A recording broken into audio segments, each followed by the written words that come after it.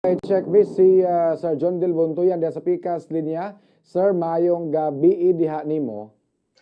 Maayong gabi sir, maayong gabi po Bumbod Jun. Salamat sa kuan. Kay gayon nga ma-interview. O sa ni nga kaso imong gipasaka batok ni Mayor Michael Rama? Kini nga kaso sir regarding ni sa pag-divert bitaw nila sa budget or mga materials gikan sa LSB ba para ilang gigamit ngadto sa pag-renovate sa building sa Prince Warehouse.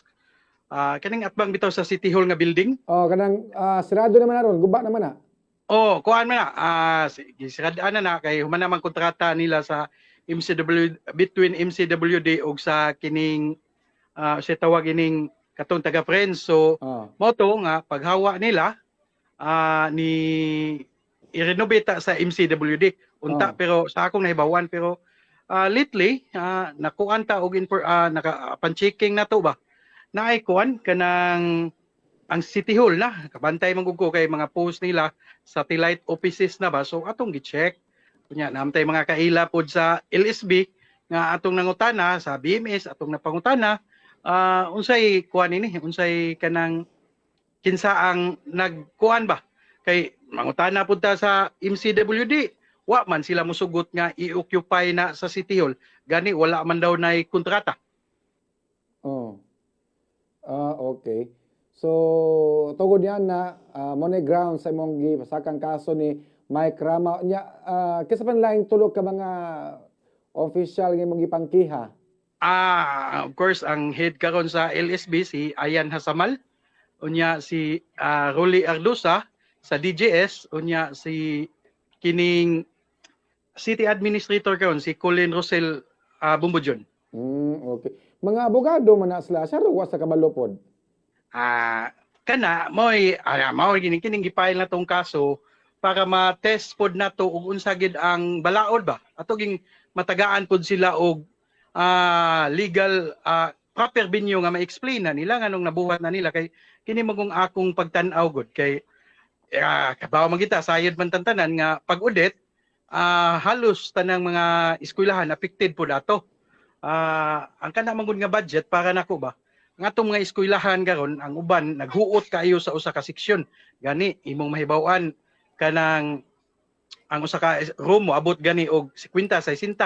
So kini magong para masabtan sa tanan kining LSB gitawag ni siya og local school board ni siya Bumbudyon. So kining local school board manggod kuan ni siya kanang mura ni siya og special body ba special offices diha sa City Hall pero ang budget ini niya dako kayo kay siyam ni ang muhatag og suporta sa tuang mga eskwelahan, mga public school na to.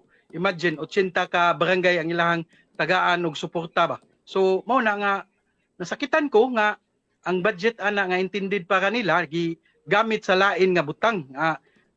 Para nako manggod ang tan-aw nako dili man ingon ana ka dinalian gyud na ang pagbalhin nila diha sa Prince Warehouse nga building. So dapat giagi nila og sakto nga proseso ba kay sa akong nasabdan dili pod sila pwede makadivert or makagamit largo-largo sa mga supplies, office supplies, mga building materials nga naa sa LSB kay sayod man ta nga ang budget allocated gina each department, each offices.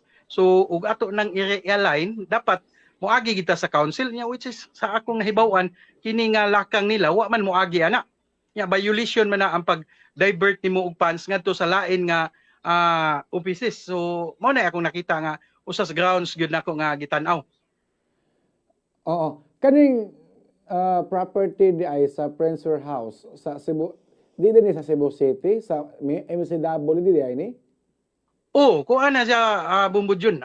Sa akong nahibaw-an property gyud na siya sa MCWD. So mao na before man gud maka-occupy bisan suito gyud ang government ini unta nga kuan before ka mo occupy og building dapat naagyog kay gitawag nila og labi nag kanang dili kay tag-iya ba na list of contract kay kining list of contract mao po ni basihan pud sa tuang mga taga-ubo or kining taga-building na to ba pag-check kung angay ba silang taga-ag permit og sa tuang business mga kanang mga requirements bitaw sa City Hall nga maglukat ka og kuan kanang mga building permit. So usa gis basihan nila ang katog yung list of contract nya karon sa akong nahibaw-an kay wa man ni list of contract between MCWD una imong tan-awon wa say list of contract nya ang budget nga ilang gigamit dili pod intended ana gyud nga kuan kay kung gusto sila na may BMS pod kanang sa building maintenance diha sa City Hall mao tan nga budget ilang gigamit pero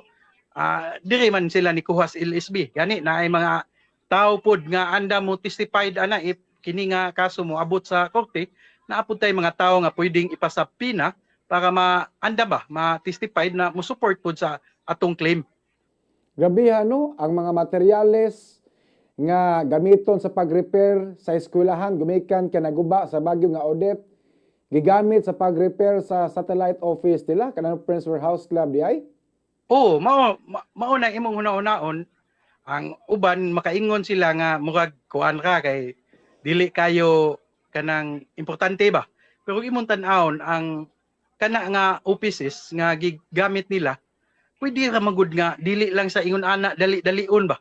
Nya naamtay dako nga budget, naamtay 50 billion nga budget karon tuiga nganong ang gihilabtan ang kato yung para sa eskwelahan. Labi na karon nga brigada eskwela abli sa sugod sa klase so gamit unta kayo kay klaro man nga ang atong mga room na mga gubaan na, mga electric pan, mga kuans mga bata, mga bangko. So gamit unta kayo, pampintal, gamit unta kayo ang budget ba. So anha kanila gihapak diha na nga dili man na ingon ana ka dinalian yung kayo. Okay. Sa una bitaw wa pa man na ang Prince Warehouse nganong na arang pamanta diri sa building sa ikaduhang building diri sa City Hall.